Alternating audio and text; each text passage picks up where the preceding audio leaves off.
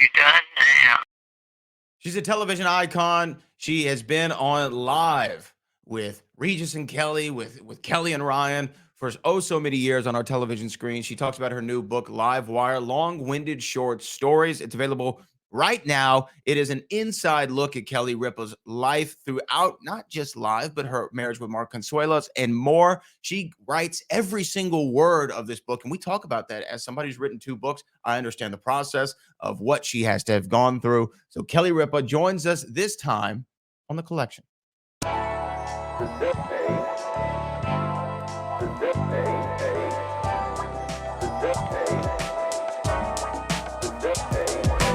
And she joins us right now to talk about the brand new book, Livewire, long-winded short stories, which might be one of my favorite subtitles in book history. Kelly Ripa joins us this morning. Kelly, congratulations on the book. Brad, thank you for having me, and thank you for appreciating my subtitle. Well, it's all in the subtitle, and it really tells the story of the book, long-winded short stories. This is a book that I know is doing fantastic right now, but let's really just dive into it. I mean, why do this? I guess is the question, because you wrote every word of this book. It was a 2-year process for you, from my understanding. Sometimes people have ghostwriters and things of that nature. You said, no, none of that. I'm doing it on my own. My question to you is why? Stupidity, hubris, arrogance, ignorance, all the deadly sins. That's really the only reason I can think of. I just thought that I would be able to do it. And it was so challenging. It was really much harder than I thought. It's also sort of diminished my love for reading, because now I cannot read a book without thinking about how much the writer must have gone through to bring us the book.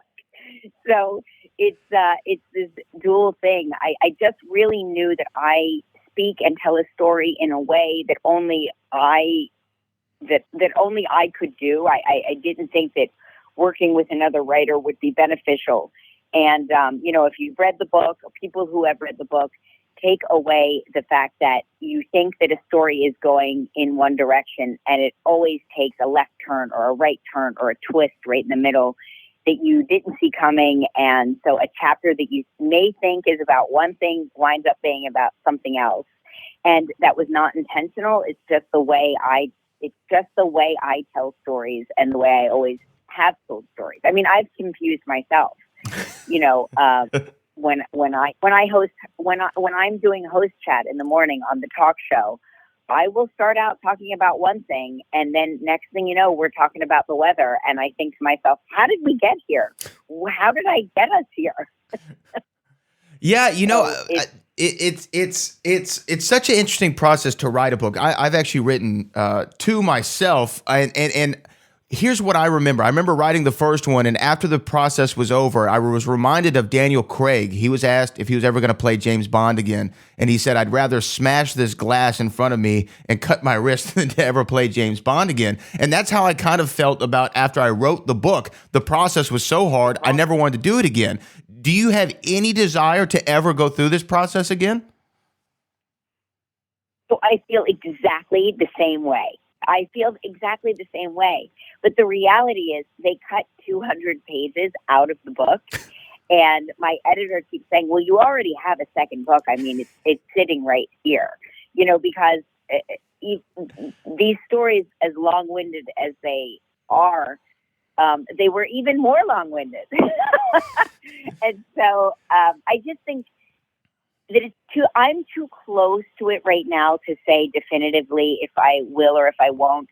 It was so much more work than I anticipated. And again, I did this while doing my job. I think that if I was only writing, I could write, and I probably now, knowing what I know, would write more efficiently, and I would do all of the tricks that writers have now told me to do, create an outline, follow an outline, know what you want to write about going in, all of the things I didn't do.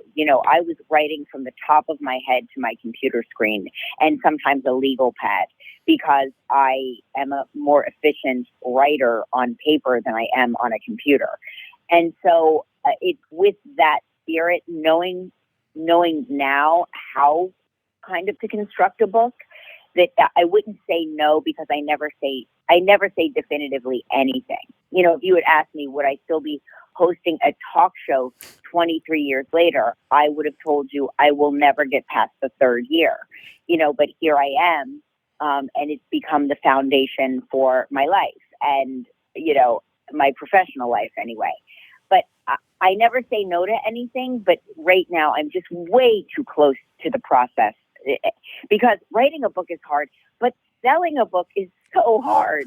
If this was your book, Brad, I can tell you definitively I would have no problem selling your book. But selling my book feels gross, Yeah, again, because your book is such a personal look at who you are, not just as we know you from the television show or the things that you've done, but you talk about a lot of difficult things in the book. Again, it's called Livewire, Long-Witted Short Stories. I wanted to ask, though, because you bring up the talk show live, and you're live when you're up there, and you really only have one shot to do it. You get on, they say, we're on air, action, go, and whatever comes out, comes out. With a book, you have the ability to go back and edit and read it again and think about it, and you're driving, you say, should I say that, should I not say that? What were the big differences? Did you enjoy having the ability to go back and edit, or is it kind of, do you prefer just, hey, one take, I got to get it done?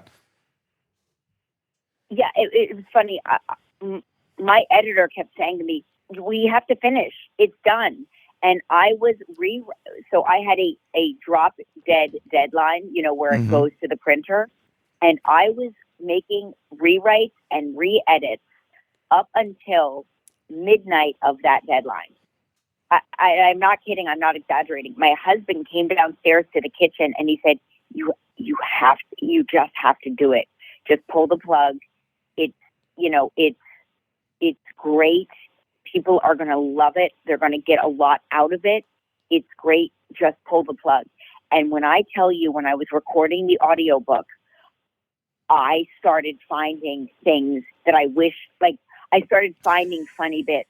I started finding the bits, saying to myself, I should have said this instead. I should have. So yes, I do prefer the live aspect, because in the words of Michael Gelman, our executive producer, it's never as good as you think, and it's never as bad as you think. And yet, when you're writing a book, you are constantly thinking to yourself, I could have made this funnier. When the last chapter in the book is actually the chapter I wrote last.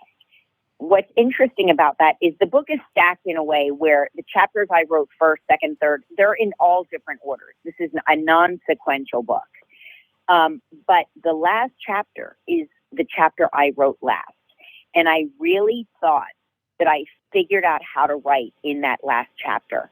And I begged my editor, I said, let's just push it back a year, because now that I know how to write, I want to rewrite the whole book. And she said to me, you sound like every writer I've ever worked with. And then I was like, okay, I guess this is some suffering that I just I'll never be able to get over it, Yeah, no, I totally understand what you're saying. And, I prefer, whether it's a radio show or a television show, going live is better. I read a quote from Vince McMahon one time, and he said, you can't go wrong if it's live. And I kind of live life on that one. I have time for one more question for you. You talk a lot about your husband, Mark, in the book, and how he's a reassuring force. Sometimes he's a grounding force. He was even an editor for you at times throughout this book. I'm recently married. I got married less than 6 months ago. So I have to know from somebody who's been able to do it for... Thank you. Thank you so much. From somebody who's been able to be successful at it for 2.5 years, not more than 2.5 years, 2.5 decades. What's the secret? You got to give it to me. What's the advice I should know? Here's the thing. You love each other. You're married, right? So Right. You love each other. You're in love with each other. All of that. that kind of thing is a roller coaster ride. You're going to be deeply in love one minute. You're going to be, comfortably numb the next, right? So these things are decades-long marriages. You find that you really settle in. The key is to like each other, to make each other laugh, to be grounding presences in each other's lives, and to really bolster each other up when the other person needs it. And that's really, for me, I think what the key to our success in a marriage is, because we obviously love each other and we are in love with each other and we're hot for each other. And sometimes we're not. And sometimes we fight because we're a normal couple. I mean, as evidence in the book, we are a really normal couple. But we really like each other. We respect each other and we admire each other. And I think those are the things that really count, that really get you through the lean years or the years where there's tragedy or the years where there's comedy or whatever. You have to really like the person you're in it with. So just keep the like, because the love is there and it will always be there, and it metamorphoses and it grows and it changes. But you have to really wake up and go, oh my gosh, I'm so excited to see my person. And there's going to be days, by the way, where you're going to be like, oh my gosh, I wish I could fake my own test right now. But that's temporary. Okay. Well, Kelly, thank you so much for joining us this morning. Livewire, long-winded short stories. The book is out now. Kelly Ripa, thank you so much. Thanks a lot.